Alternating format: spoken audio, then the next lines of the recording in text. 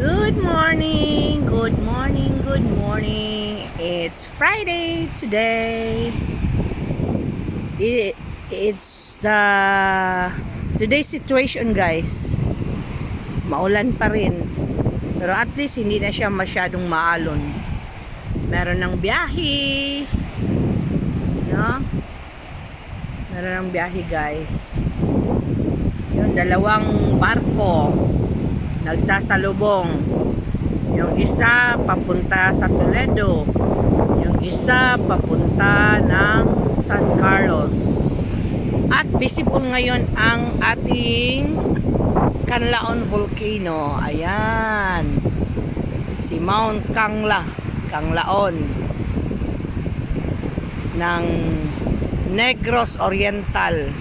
Ayan, visible siya ngayon, guys.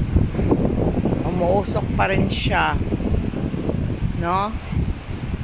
Yan si Canlaon Volcano, at yung katabi ay Mount Makawiwili. Noon, guys, nakaakyat ako ng 2 times dyan, pati dyan sa Mount Makawiwili. So thank you for watching. Bye. God bless everyone. Have a nice day. Bye-bye.